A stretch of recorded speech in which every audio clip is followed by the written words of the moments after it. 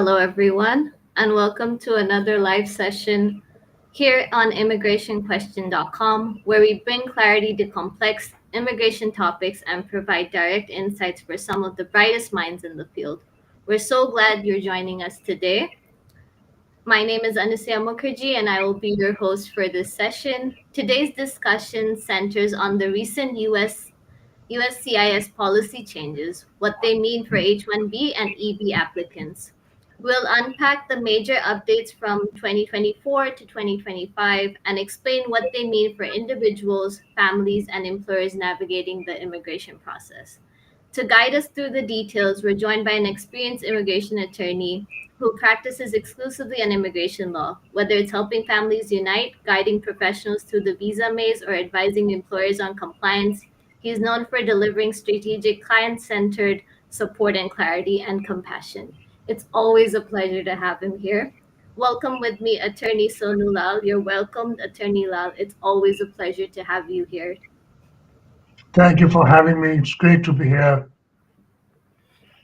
Thank you so much. Awesome. To our audience watching on various platforms, it's about to get exciting. Grab your notepads and pens and let's dive right into it. So first things first, there's been a lot of chatter about the USCIS updates lately, especially following the 2024-2025 fiscal year transition. Attorney Lal, to start us off, what are the most important USCIS policy changes you think applicants and employers need to know about this year?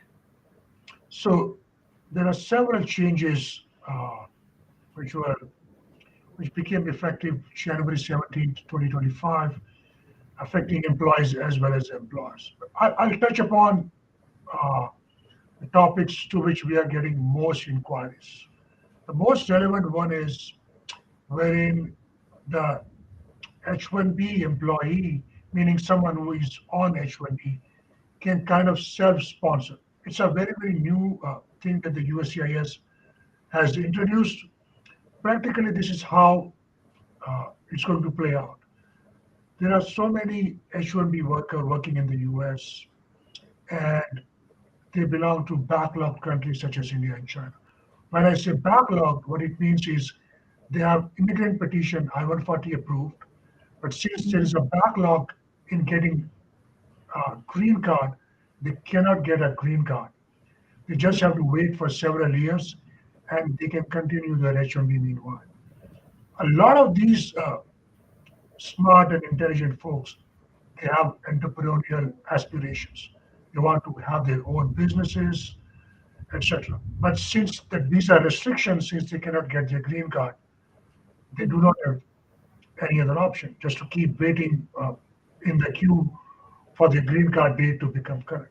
But since this new change, what they can do is they can self-sponsor it and they can own their own business and they can operate that business.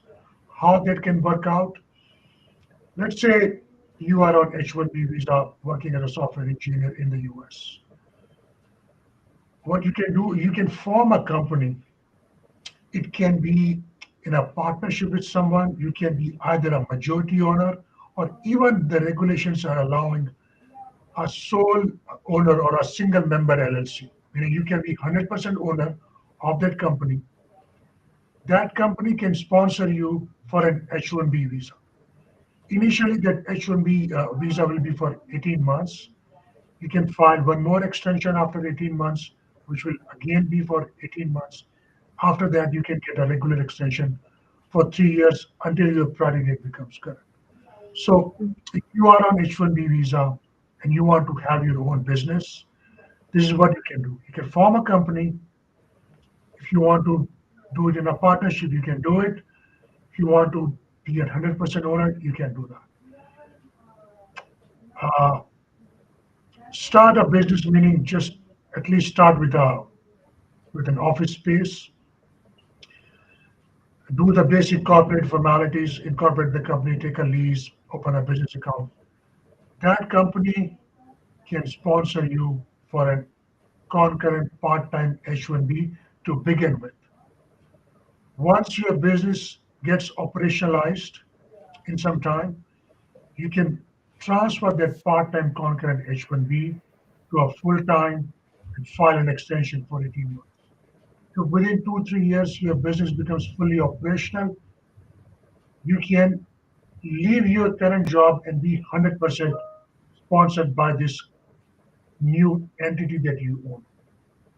And you can continue with that business. Once your gratitude becomes current, you can get a green card, or even this company can also sponsor. So this is the biggest change that the USCIS announced, amongst other changes, which are relevant, but this one is the most relevant in my view. And with regard to this change, we are getting a lot of inquiries from people who are in the US working on it. Ooh, that was a helpful oversight. Really thankful for that. Now let's get specific. These changes seem to have a big implication on employee based immigration. Can you walk us through how an H-1B and employee based EB cases are being affected, practically speaking? So I'll give you a couple of specific examples where these changes might affect the employer or the employee. Whenever an H-1B employee is changing their job location, the employer is required to file what is called H-1B amendment before the, the H-1B worker can start working at the new location. This was a requirement before also, but just through a case law, it's called matter of senior solution. This was not into the regulations. But now with the new changes, USCIS has incorporated into the regulations, make it more formalized. So let's say if you are an employer uh, and you have hired an H-1B employee, but now you want to change the work location of that employee, or maybe you want to promote that employee to a new position. So what you have to do, you have to file an H-1B amendment before that change takes place, meaning before either the promotion or before the employee start working on that new location. That's one of the change. Other changes are whenever you're filing H-1B, specifically the employers, employers who employs H-1B employees. Whenever you're filing either H-1B amendment or extension, or maybe you're hiring a new employee who's already working on H-1B visa with some other employer, now you are doing H-1B transfer. You should be submitting, of course, the pay stubs, but also W-2s and taxes. The reason I say this, because if you don't submit after these new regulations, you are likely to receive what is called a request for evidence, RFE. In the RFE, USCIS might say you have to prove or provide documentation that this person has been maintaining H-1B status properly. How do you prove that? Meaning this employee has been paid by the previous employer or current employer properly.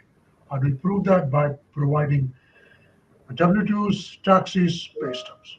So these are the specific example with respect to new H-1B changes. Okay, thank you. There's one thing to know about the rules have changed, but it's another to understand how to respond.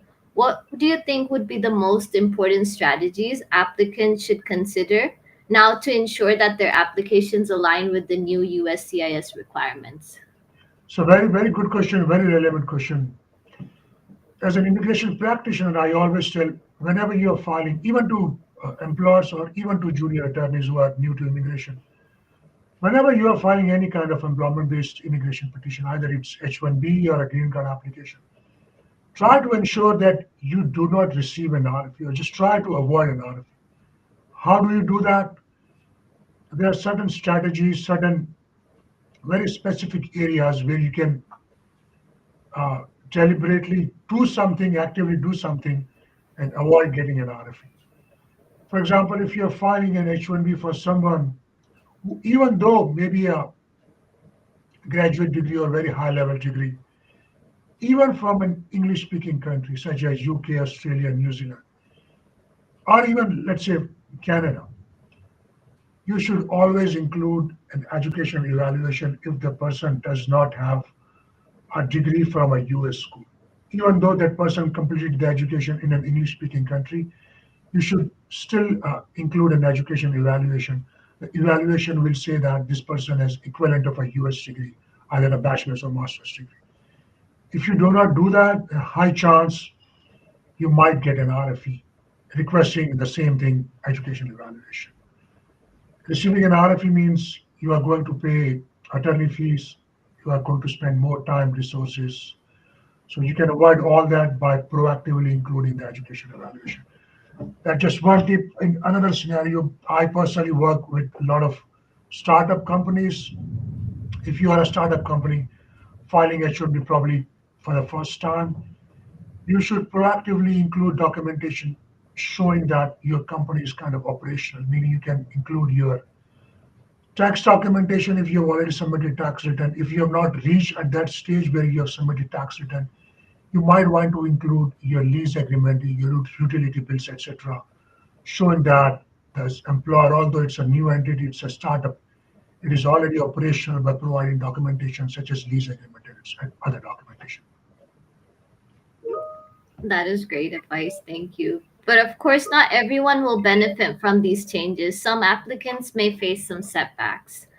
In situations where someone's case is never negatively impacted by these new policies, what alternative immigration options should they be aware of?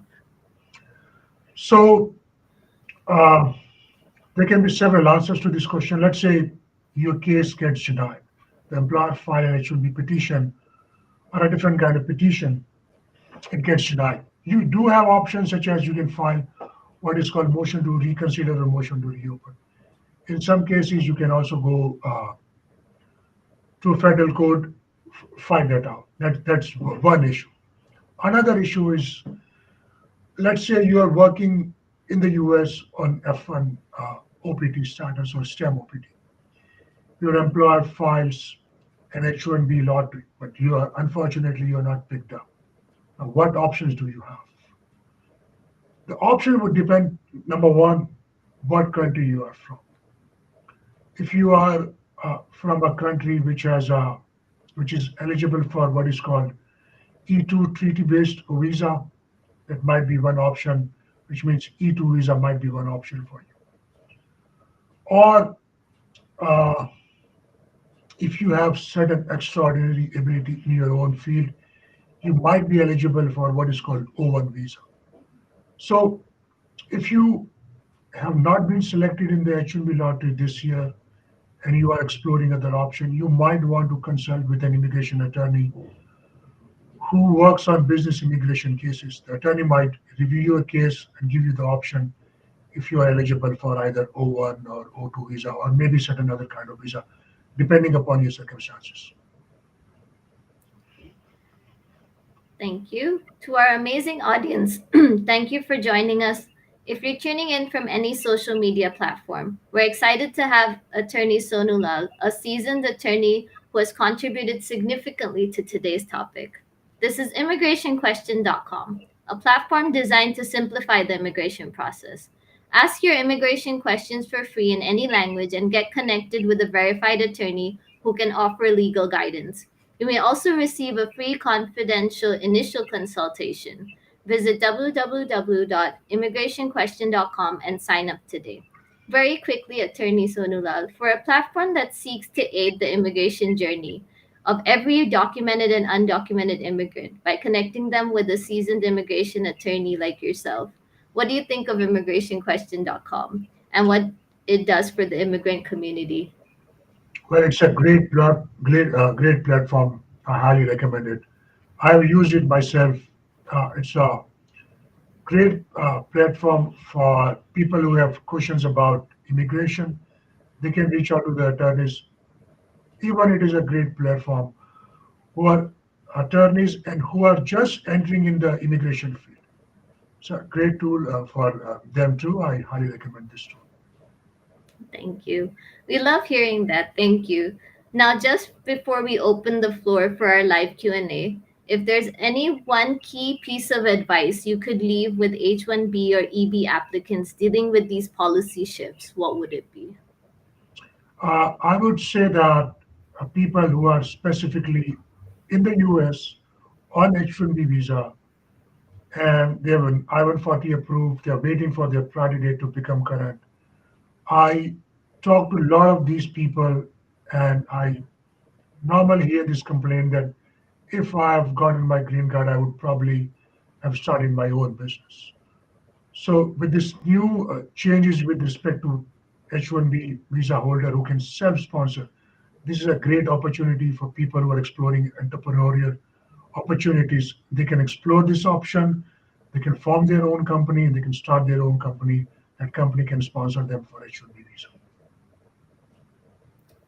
Thank you. This has been such an insightful conversation. To our audience, it's now time for our favorite part, your questions. Type them in the chat or call us directly at 516-703-3483, and we'll try to answer as many as we can. So, our first question is, I got a request for evidence asking for my residential address so USCIS can collect biometric data. Is this a new step for H-1B applicants? It's a great question, and this is the new kind of RFE that we have received too for uh, some of the employees of our clients. Now, essentially, this RFE doesn't say much. It just say we need your residential address to collect biometrics data. Essentially, there is no such thing exists what is being referred in these kind of RFEs. But essentially, these kind of RFEs are for people who have certain kind of uh, arrest or criminal history in the past. So probably USCIS did kind of some certain kind of search. They found out that this person has some kind of criminal arrest. So the American Immigration Lawyers Association also issued a practice alert to attorneys to its member that if you are receiving such kind of RFE, they can report to ALA. That's number one. Number two, under the regulation, anytime USCIS is implying that certain kind of derogatory information has been found for someone who is applying for a visa, they are supposed to disclose that information. So I would answer to this question that please talk to your attorney. Uh, they should be aware of the practice alert that the ALA issue, and they can respond to this RFE accordingly. But this is a very, very new RFE. Normally, people who have some kind of criminal arrest are getting these kind of RFEs. Okay, that is insightful. Alexander F. Sodlin would like to know, have heard about the additional 6-month OPT cap gap extension. How can I qualify? So great question, especially this is being affected by the new changes. I'll give you two examples. One with respect to the changes previous to the new change, and one how this affect with the new changes.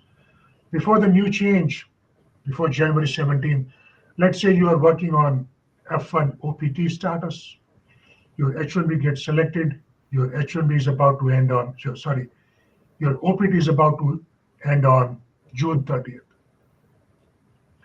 Before that, the employer files your H-1B petition. Since the H-1B has been filed, but OPT ends on June 30th. By regulation, you are allowed to work until September 30th of that year, not after that. But in some cases, what would happen is the H-1B would still not be adjudicated, meaning it still would not be approved by October 1st. So what was the status of that person after September 30th? As per USCIS, you could still stay in the country, but you were not allowed to work after that. And sometimes the H-1B would get approved somewhere around January. So after September 30th, the person was not allowed to work, but he can remain in the US. That was a big problem for the employee, even for the employers, because the employee could not work for them. Now with the new change, the date that cap gap extension has been extended until April 1st of the following year. So let's say June this year, the H-1B has been filed, OPT ends on June 30th, With the new cap gap extension, you are allowed to work under this cap gap provision until April 1st of 2026. So essentially, it gives extra time to be able to work for the employer. It's a great provision, one of the best provision in these recent changes. Makes sense. Understandable. The next question is, can H-1B holders travel internationally and return without an issue? It's a good question. Keeping in mind what we are seeing in media, that people are facing difficulties when they are returning to US, especially on F1 and H1 visa. As long as you are working on H1B status properly, meaning you are getting paid. If you are working on a third party side, you continue to work for that third party client. You should be good to travel internationally. Okay, thank you. And then Victor Estefan wants to know, employment green card applicants are receiving requests for biometric data. What does that mean for the process? So, anytime you are applying for a green card, either it is based on employment or based on family based immigration, the process requires that the USCIS will schedule you for what is called biometrics appointment, meaning they will send you a notice. The notice will have date, time, and location of USCIS office. You will go there, you will do your fingerprints, you will give your fingerprints, photograph, signature. Why you are giving this information? Because with this information, USCIS will do your background check, whether you have any criminal history or not. It is a requirement for any kind of green card application. You have to go through it. But recently, for certain kind of application, if USCIS already have that biometrics information, maybe previously for certain other kind of application, you give that information to them, then you will receive a notice that we already have that information. We are waiving the biometrics requirement for you. So this is what happening very recently. Okay, thank you for that. Our next question is, I heard about changes in the EB1A for STEM experts. How can the changes affect applicants like me? So these changes which were recently announced by USCIS, these are not relevant changes. It's just few clarifications, but nothing has been changed. USCIS give few specific examples about, let's say there is one criteria for EB1A membership in a distinguished organization. There is no change in that. It just that USCIS clarified certain things. But from substantial change point of view, there are no changes as such. All right, thank you. The next question is, what will happen to the green card backlog for H-1B holders? It's hard to answer this question. Only the US government knows how the priority dates will move. Nobody knows, even the experts, even for them, very hard to say this. Understandable.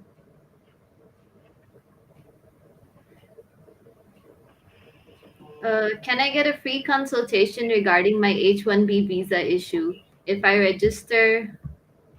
If I register now on the immigration question website? I think so. I think that's what the platform is for. I think the answer Yes, is yes. I think so. Yeah. Did biometrics for I-765 through I-485 concurrently on March 2026, 2025? Still no decision yet. But people who have filed after me at the same field office are getting a decision already. Why is mine not getting a decision yet? This is from Damian Thompson. Yeah, this is very common question, a very common issue. It happens. Some people get it faster, some people uh, get it a little late, but this is what it is. This is how it works. You just have to wait for your turn to come. That's it. Nothing much you can do about it. All right. That brings us to the end of today's session. A huge thank you, Attorney Sonulal, for lending his voice and experience today. We look forward to having you back on the show. If you missed any part of today's session or want to listen again, the recording will be available on Spotify. To catch today's episode and past ones, search for Borderless Talk by immigrationquestion.com. Join us again on Friday for another great session on employee based immigration. We will be joined by attorney Devin Gandhi, who will be talking about the PERM process, the step by step guide. Once again, thank you, Attorney Sonulal, for making Thank you today's for session having me. so exciting. Thank, We thank you. can't wait to have you again. Thank you.